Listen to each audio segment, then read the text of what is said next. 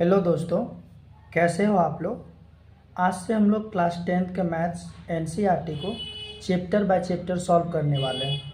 शुरू करते हैं अध्याय 8 से, त्रिकोणमिति का परिचय। कुछ बेसिक चीज़ें देख लेते हैं, जैसे त्रिकोणमितीय अनुपात। साइन थीटा बराबर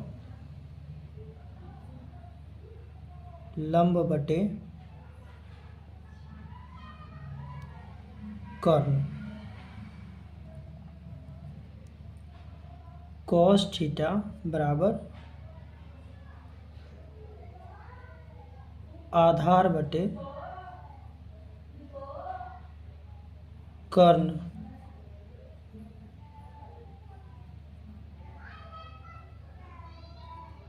टेन थीटा बराबर लंब बटे आधार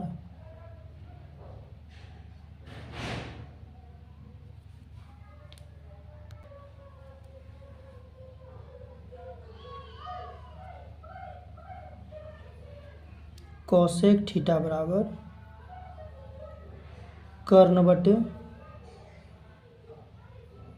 लंब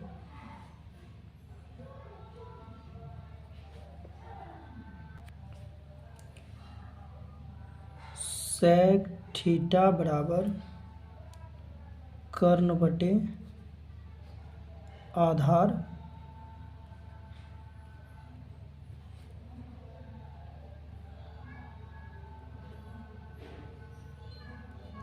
कॉट थीटा बराबर आधार बटे लंब। इसे हम शॉर्ट तरीके से भी जान सकते हैं, यानी याद रख सकते हैं। लाल बटे कक्का,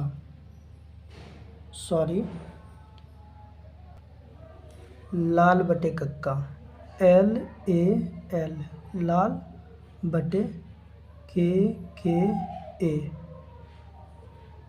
इस सूत्र से भी हम त्रिकोणमितीय अनुपात को याद रख सकते हैं। जैसे साइन थीटा का लंब बटे कर तो लंब बटे कर, कॉस थीटा का आधार बटे कर आधार बटे कर, टेन थीटा का लंब बटे आधार तो लंब बटे आधार, कोसेक थीटा का एक बार ऊपर से नीचे पढ़ना, दोबारा नीचे से ऊपर पढ़ना है। कोसेक थीटा का कर्ण बटे लंब, सेक थीटा का कर्ण बटे आधार, कॉट थीटा का आधार बटे लंब तो आधार बटे लंब।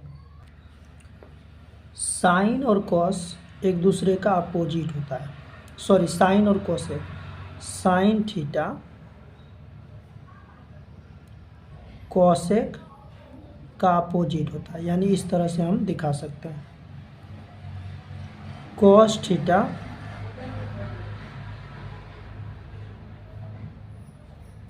सेक थीटा का अपोजिट होता है, और टेन थीटा कॉट थीटा का अपोजिट होता है, यानी इस तरह हम दिखा सकते। त्रिभुज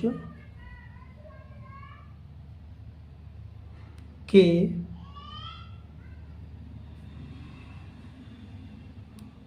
तीनों कोनों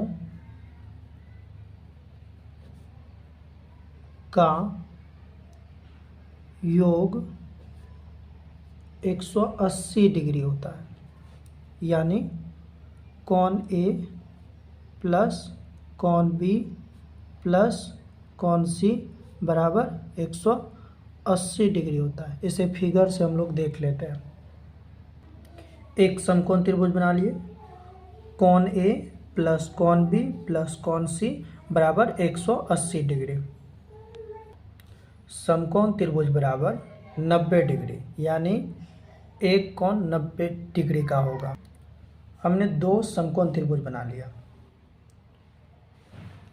ABC। कोण B बराबर 90 डिग्री हो गया, यहाँ भी कोण B बराबर 90 डिग्री हो गया। इन दोनों फिगर को अगर देखा जाए तो यहाँ भी इस फिगर में भी AC बराबर कर्ण होगा, इस फिगर में भी AC बराबर कर्ण होगा, लेकिन आधार और लंब थीटा के अनुसार बदलता है। अगर हम थीटा सी को करें तो ए बी हो जाएगा लंब और बी सी हो जाएगा आधार। अगर थीटा हम ए को रख दें तो बी सी क्या हो जाएगा, लंब। बी सी क्या हो जाएगा, लंब, और ए बी हो जाएगा आधार।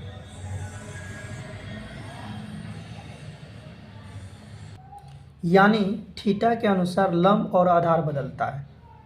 अगर हम थीटा सी को रखते हैं तो ए बी लंब, बी सी आधार हो गया। अगर हम थीटा ए को रखते हैं तो बी सी लंब, ए बी आधार हो गया। यानी कर्ण ए सी यहाँ भी और ए सी यहाँ भी है।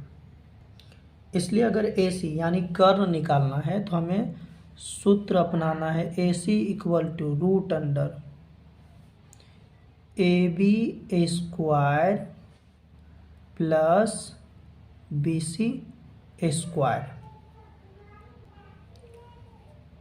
अगर हमें ए बी यानी लंब निकालना है तो हमें क्या करना होगा, root under A C square minus B C square. इसी तरह अगर हमें आधार यानी बी सी निकालना है तो B C equal to root under A C square minus A B square.